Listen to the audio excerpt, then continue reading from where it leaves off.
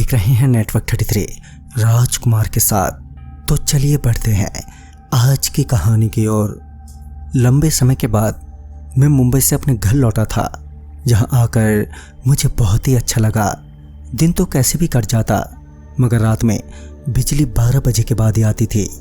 तो दिन ढलते ढलते ही बड़े बड़े मच्छरों के आतंक की वजह से रात के 12 बजे तक का वक्त काटना बहुत ही मुश्किल हो जाता।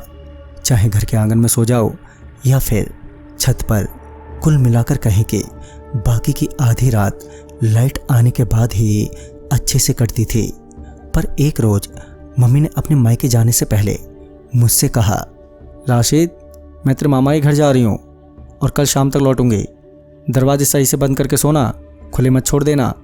खैर मम्मी तो चली गई और मैं अकेला ही उस दिन घर पर रह गया था।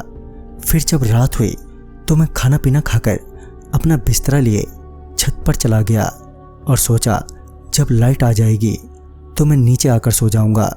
मगर 12 बजे के बाद भी जब लाइट नहीं आई तो मुझे बहुत गुस्सा आने लगा। मैं बार बार अपने हाथों से पट-पट मच्छरों को मारता ही रहा। और फिर जब 2 बजे के आसपास बिजली आई तो उस आती हुई बिजली को देखकर मेरे मन को बहुत शांति मिली। फिर मैंने जल्दी से अपना बिस्तरा उठाया और नीचे चला गया। नीचे पंखे की हवा में अभी मेरी आंख लगी ही थी कि किसी ने मुझे उठाकर नीचे पटक दिया। मुझे गुस्सा तो बहुत आया कि साले को जान से ही मार दूं।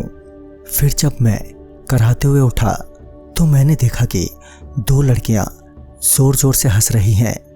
उनकी हंसी से मुझे अंदाजा हो गया था कि हो ना हो इन्हीं दोनों ने मुझे खाट से नीचे गिराया है। तभी एक डंडा उठाते हुए मैं उनकी ओर दौड़ा तो वो घर से बाहर निकलते ही पता नहीं कहां पर गुल हो गए। खैर मैं इस बार दरवाजे की तरफ मुंह करके लेटा हुआ था ताकि मैं उन्हें झट से उठकर पकड़ लूं। मगर कुछ ही देर बाद मेरी आंखें भारी हो गई थीं और मैं सो गया। अब मेरी आंख तब खुली जब किसी ने मेरे मुंह पर जोर से थप्पड़ मारा और जब मैंने सामने देखा तो वही 2 लड़कियां सामने खड़े हंस रही थी। इस बार मैं गुस्से में तिलमिलाते हुए उठा और उनके पीछे दौड़ा। अब मैं उनके पीछे भागते भागते गांव के पोखर के पास आ गया था और देखते ही देखते वो दोनों मेरे आंखों के सामने ही गायब हो गईं। मगर उनकी हंसने की आवाजें मेरे कानों में गूंज रही थी। फिर मैं समझ गया कि कुछ तो गड़बड़ है, लिहाजा मैं जल्दी जल्दी वहां से जाने लगा। पर वो लड़कियां मुझे पीछे से धक्का मार रही थीं, मतलब कि वो मुझे परेशान करने लगी। पर वो कहीं मुझे दिखाई नहीं दे रही थी। फिर मैं मन ही मन कुरान शरीफ पढ़ने लगा और घर में घुसते ही दरवाजे को अच्छे से बंद कर लिया। मैंने उस रात बाकी के 2.5-3 घंटे जागकर ही काटे।